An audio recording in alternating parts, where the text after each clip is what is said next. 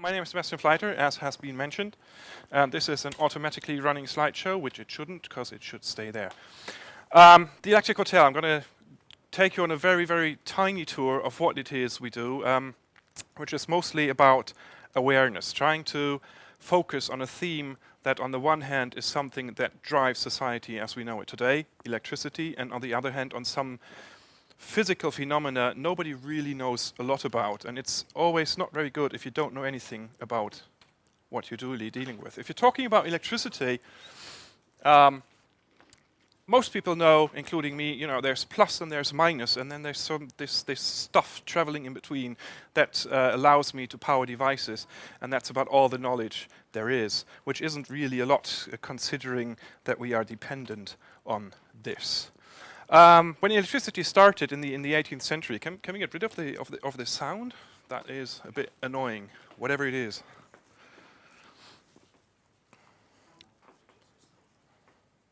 It's like a metronome telling me to speed up.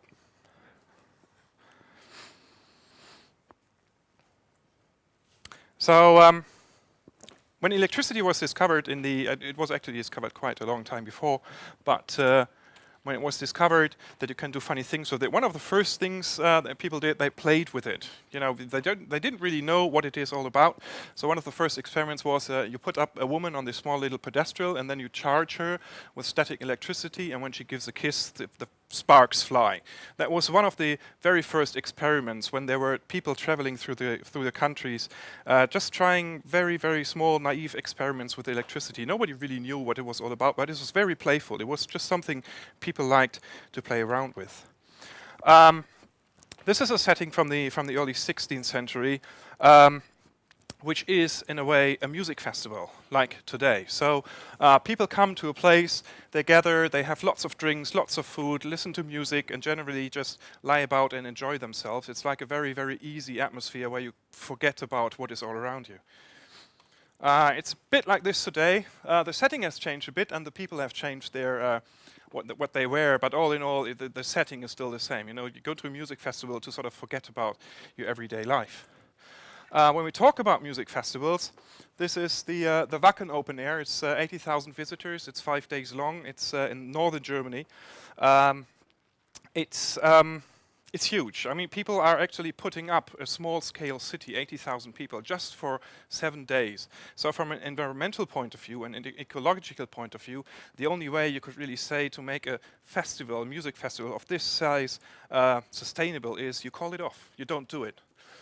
Which is, in a way of entertainment, it's not really an option because people want to do there, and being a human being always is a little about enjoying oneself. I'm actually going to jump over this, just a couple of numbers, how big this industry is. Nowadays, if you stand in front of the main stage and you look at the bands that play, you can hardly see the bands because everybody in front of you holds up his or her mobile phone, or people even carrying iPads in front of the main stage and standing in front of you. Nobody behind you can see because all you can see is this or this. Everybody holding up his or her mobile phone.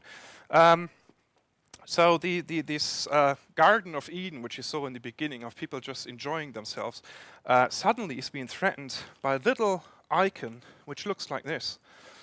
Which means when you're on one of the festivals for 5 days, on the second day your smartphone suddenly tells you, because you've been Facebooking and Twittering and taking photos and images and all that, suddenly your mobile phone tells you, you know, this is the end, the battery is empty.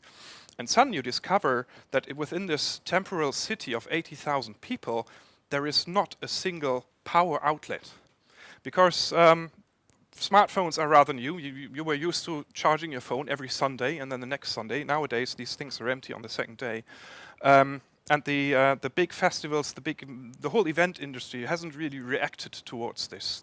So there are no public power outlets. So you have people wandering on the festivals. On the one hand, the mobile phone, and the other hand, the power adapter, trying to invest in that socket. I'm going to miss the main act, but I don't care because I need to charge my mobile phone. So suddenly this land of milk and honey turns into this desert. You stand in the middle of nowhere. There's no power outlet. There's nothing, just you and your mobile phone. And you forget about the rest. You suddenly start, making promises to the gods. If you give me a power outlet to charge my mobile phone, I'm going to quit smoking, or whatever it is that you like to promise. So the power outlet becomes like a holy grail that everybody looks for.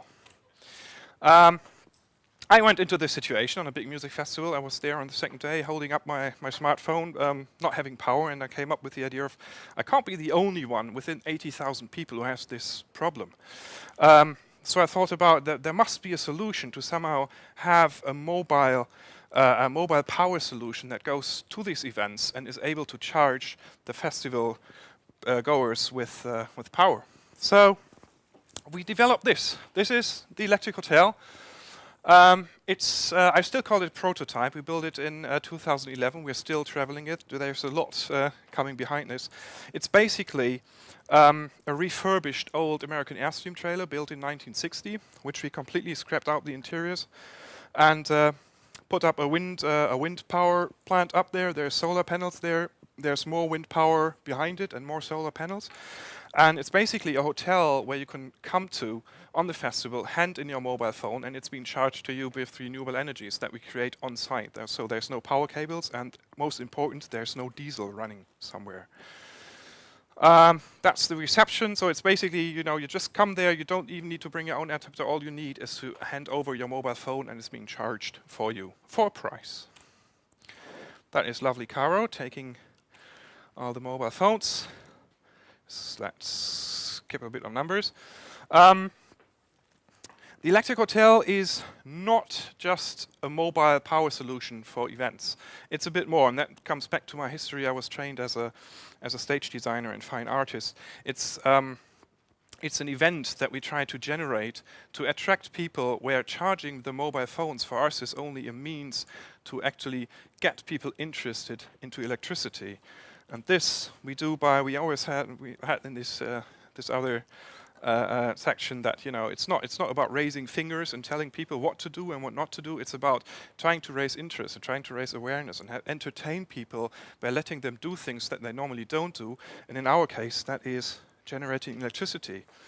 So we are constantly developing the set. So you have the electric hotel as the main point of focus, but by now we have lots more of small modules where you can generate your own electricity. For example, you can sit on one of the bikes, which is in a way it's a very social thing, because somebody has to sit on the bike and generate electricity, and up to 20 people can charge their phones. So if you're sitting on the bike and being illuminated at nighttime, everybody can see you, and actually everybody sees where the power comes from. And when you're sitting on the bike, you're always being well fed, and people bring along beers because they are really interested in that you generate electricity. We've got mobile water plants. This is one. Where water is being pumped from down there to this big container up there. You can hardly see it. There's like very old-fashioned 1875 fire pumps that the fire engine use, and people have to pump like this and pump like this. Get all the water up there, and then it's stored, and then it's being released, and it all runs through a small little turbine that generates an absurd amount of small electricity, but it is enough to charge 3 mobile phones at once. So it's not about physical efficiency. It's more what I call social efficiency. It's about trying to reach people. It's not about, getting the last watt out of whatever it is that we're doing, and getting the engineers and telling them it's not about, you don't have to do it perfect, just do it so in an entertaining way so we can reach people. And once they understand how it operates, it's like a normal, in renewable energies, if you want to store lots of energy, the only way you can really do is by pumping water up the hill in a very big lake up the hill, and then when you need the water at a later point, you need electricity, you let the water run down through a generator. So this is like a very small, playful way of explaining how this all works. That's another of the water towers. This is like a big pump that you can see there.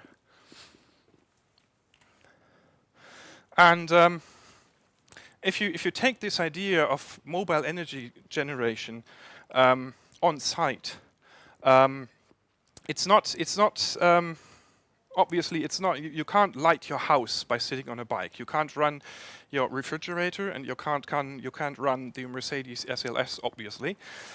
What you can do is you have small appliances like mobile phones, like small lamps, like all sorts of low-level electric devices.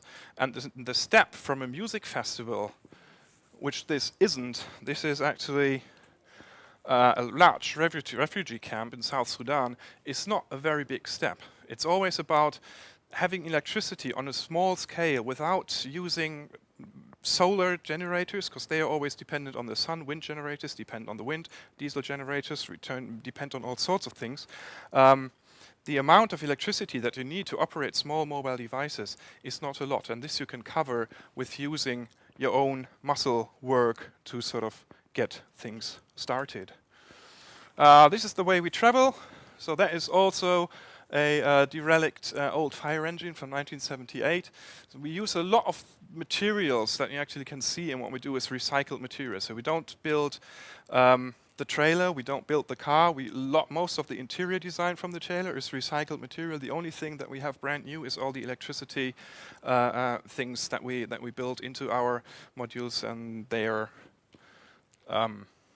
up to date stuff. And that's the last slide. That is about, sort of sums it all up, that we try to sell something without selling it. Try to get interested and have some sort of event generating electricity, and hopefully people, by seeing it and by witnessing how energy is being done, if they come home, they maybe think a bit more about what this plus and minus actually means.